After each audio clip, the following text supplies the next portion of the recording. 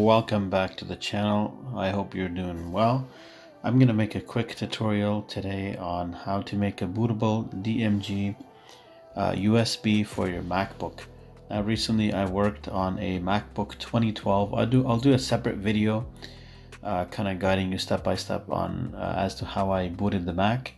The issue was the gray folder with the question mark, and I was unable to boot into the Mac. But without further ado, let's get this started. So first I'm gonna plug in my USB, and I have a couple of files on here just to show you. And so I'm gonna right click here. Now make sure it's a 16 gig. I've tried it with the 8 gig. They're not exactly 8, it was like 7.3, and I had issues, so I would advise a 16 gig. I'm gonna right click on that, I'm gonna format, and then I'm gonna click this right here, restore device defaults. Older version of Windows, you might see a little checkbox, but make sure that's selected there. Default allocation size, quick format, of course. We're gonna go OK, and that's gonna take a quick second, and it's gonna format, and it'll tell you format complete. There we are, and format is complete. So this part is done.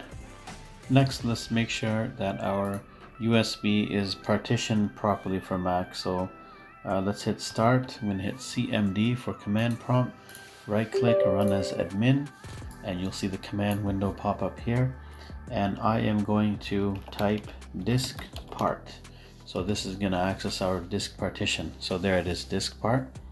Then I'm going to hit, or type rather, list disk, and these are all the disk drives listed here. And you'll notice that it starts from 0. Rule of thumb, I usually use the size allocation, so it's 14 GB. It's actually a 16 GB drive, but it's never exactly on the dot the way that they're designed with technology.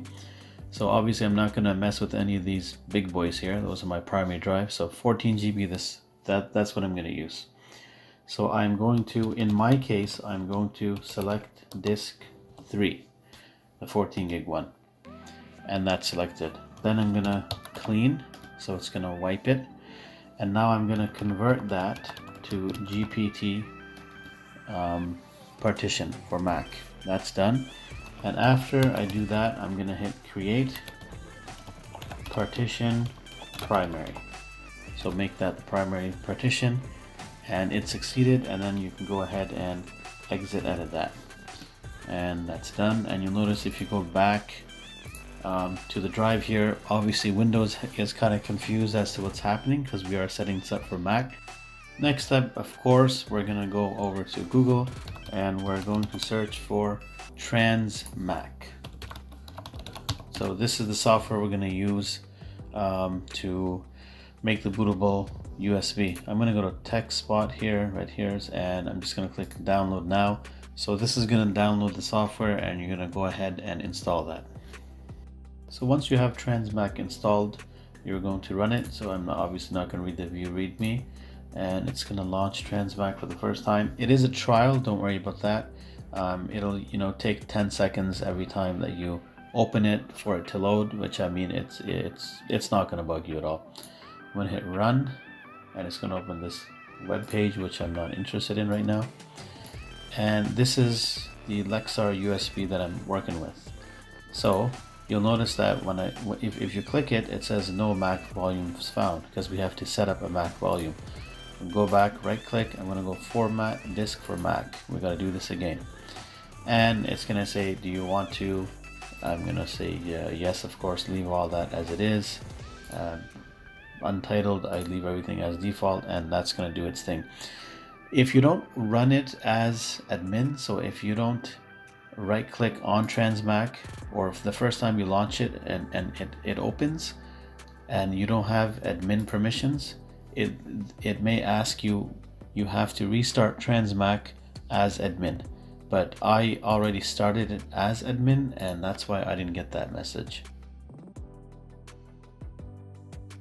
Alrighty, the next step, probably the most important step of this tutorial, is you have to make sure that you have a bootable DMG Mac file. They are available online. They're a bit tricky to find. As I mentioned at the beginning of the video, I worked on a 2012 MacBook Pro, the 15-inch Retina, the A1398 model. And I was able to find it online, and when I make the second video on as to how I restored the Mac step by step, then I will put a link in the description, or I'll link it to my Google Drive so whoever needs help can find that and download that. So I'm going to right click again on the Lexar USB. I'm going to hit restore with disk image, hit yes, and I'm going to browse to my computer as to where it is. It's going to be on my desktop, and if it doesn't show up here when it says disk image file, I'm going to hit all files, and there it is, Mac OS High Sierra. I'm going to hit open, and I'm going to hit OK here, and it's going to tell me that's going to format. This is going to take 2 to 3 minutes, so be patient with that when you're doing it. I'm just going to let it do its thing till it's finished. And once that's complete, it'll say restore complete. I'm going to hit OK, and if you go back here, I don't even see the drive anymore. Why? Because it's formatted for Mac, so Windows doesn't even pick it up unless, of course, if you run the command for disk part again, but we're not going to do that. So that's basically how you would create a portable USB for Mac, and in the next video I will do a step-by-step as to how I use this to restore and finally reinstall Mac OS. And as always, if you found this useful or helpful, leave me your comments below, and don't forget to hit that like button and subscribe for more cool content. And of course, stay well, be safe, and we'll catch you in the next one. Peace.